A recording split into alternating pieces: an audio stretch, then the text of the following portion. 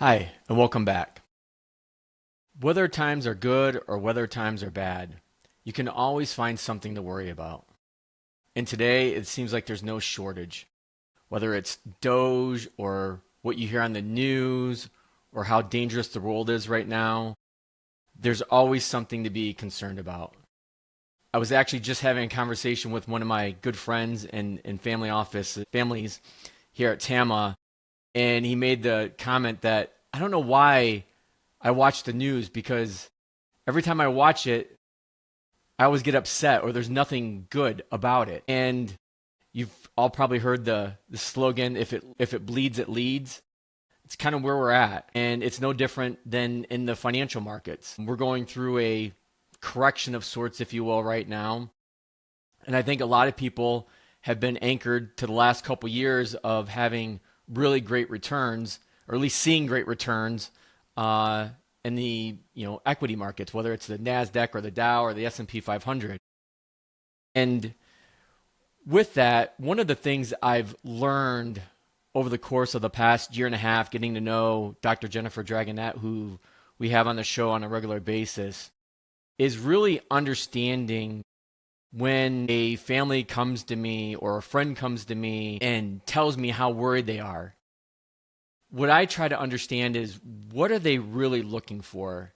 And it's usually one of three things. They want to be heard, they want to be helped, or they need comfort. They need a hug. They need somebody, a shoulder to rely on or to vent or to cry. And all those different things serve a different purpose. If somebody's coming to me looking for help, then I need to help provide a solution, whether it's A, B, C, or D, offering options. But if somebody's looking to be heard, that's a different situation. I just need to listen and listen with intent. And that is different than if somebody just comes to me and asks for empathy or comfort. So when I'm having these conversations with families or friends, I'm trying to understand what they're looking for. And I'm not a mind reader either. And so sometimes I just flat out have to ask. And what I expect from the people I'm talking with, is to help provide that sense of what it is they're really looking for. Because I think when somebody comes to me with these worries and asks, well, what should I be doing different with our portfolio? Or what should we be doing different with our wealth management plan? Typically, the answer is there is nothing we can do, or there's nothing we should be doing. Let me correct that. There's nothing we should be doing. When you look, and I've showed this before, a chart of the S&P 500 for the last almost 49 years of my life, I'll be 49 in a few more months, or actually in another month, it's up and to the right. But there's always a lot of noise that goes in there. So when we go through bumps in the road like we are today, no matter your political affiliation, it causes stress. It causes us to be worried, and we want to do something. But oftentimes, the best thing that you can do is nothing. If you already have, which the families I work with have, a long-term plan in place, and even short-term and medium-term plans in place, and everything is working to support your purpose and objectives, then the hardest thing is to just do nothing, to take a step back, to take a breath. Because telling people not to watch the news, as I've stated before, isn't the right answer either. You, me, we're going to watch the news. We're going to hear about what's going on in Washington. We're going to hear about the war with Ukraine and Russia. We're going to hear about what's going on in China, or tariffs, or Doge.